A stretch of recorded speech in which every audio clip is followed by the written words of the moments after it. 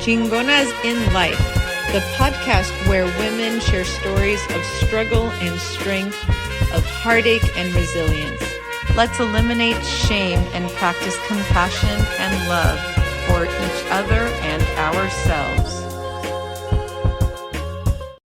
Hola, Chingonas, and welcome back to another episode of Chingonas in Life, the podcast where we empower brown women, embrace our culture, speak our truth, and rise together. On today's episode, we are talking about Cinco de Mayo.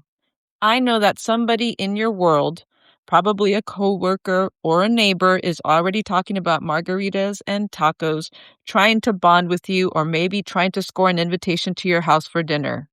But here it is. What do people actually think we're celebrating? Because if you're Mexican, if your family's from Mexico, Cinco de Mayo is not something you celebrate unless you're from Puebla. So let's get into it. Let's get into the history and the real story behind Cinco de Mayo everyone needs to know. Cinco de Mayo commemorates the Battle of Puebla, which happened on May 5th, 1862. Mexico was in a bad place at that time. The country owed money to France, Britain, and Spain. When Mexico asked for a pause on those payments, France said hell no and sent in their army instead. And not just any army, Napoleon's forces, which were considered one of the most powerful military machines in the world at that time. On that day in Puebla, the Mexican military was exhausted. They were outnumbered. Most of them were indigenous and mestizo soldiers, and they went up against over 8,000 French troops. And guess what happened? Against all the odds, they won and forced France to retreat. It was extraordinary. It was a moment when we saw the grit and spirit of the Mexican military overcome the odds. General Ignacio Zaragoza led that fight, and he showed the world that Mexico would not be colonized without a fight.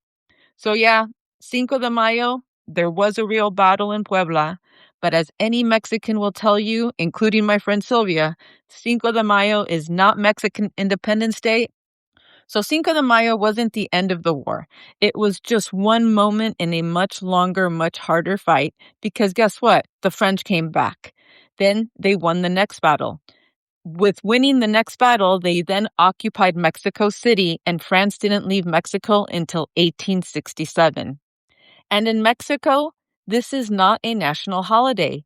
People are not getting days off from work. They are not throwing parties. They are not going and drinking beer and having margaritas. The big celebration is basically just in Puebla because they honor what happened in Puebla on Cinco de Mayo. Mexico's real Independence Day is September 16th, El Grito. That's when Father Hidalgo rang the church bell in 1810 and called the people to rise up against Spanish rule. This is the day that Mexicans celebrates, El Grito, on September 16th, not Cinco de Mayo. So, how did Cinco de Mayo become the biggest beer-selling day in the United States? It's simple and can be summarized with two words: corporate America. The holiday started gaining traction in the U.S. as early as the 1860s, right when the battle happened. And that's because Mexican Americans in California were following the news and fundraising to support Mexico's fight. But then in the 1960s, Chicano activists reclaimed Cinco de Mayo as a symbol of Mexican American pride, identity, and resistance during the civil rights movement. It was political. It was intentional. It was a reminder that against the odds, we can rise as people. And then the 1980s came. Anheuser-Busch, Miller, Coors, all the big beer companies looked at the growing Latino market and saw dollar signs. They created entire marketing departments and campaigns targeting Chicanos. They sponsored Cinco de Mayo events, starting with a massive 3-day festival in Los Angeles in 1989. Corona ran ad campaigns specifically targeting Mexican Americans to make this day the day to drink beer.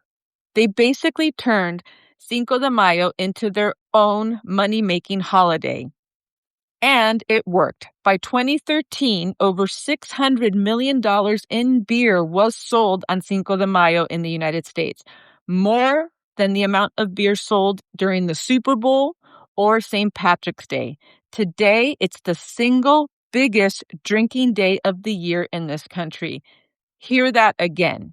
Cinco de Mayo is the biggest drinking day in the United States. We can and should celebrate our Mexican heritage, and let's do it with eyes wide open. The Battle of Puebla happened because Mexico refused to be dominated. Those soldiers stood up against an empire. That is the energy we carry in our blood. And when American corporations try to sell that back to us today, it just doesn't sit right, especially not right now when they are criminalizing immigrants, trying to strip us of our rights and our dignity. They only love us when they can profit from us, and our culture is not for sale, not today, not ever. So that's the real story behind Cinco de Mayo. Gracias for listening. Please subscribe and share it with someone that you want to learn the real history of Cinco de Mayo. And remember, you are not here to perform your culture for other people's entertainment. We are here to live, we are here to honor our culture, and we're here to pass on our traditions to the next generations. All right, Chigonas, with love and fire, we carry on.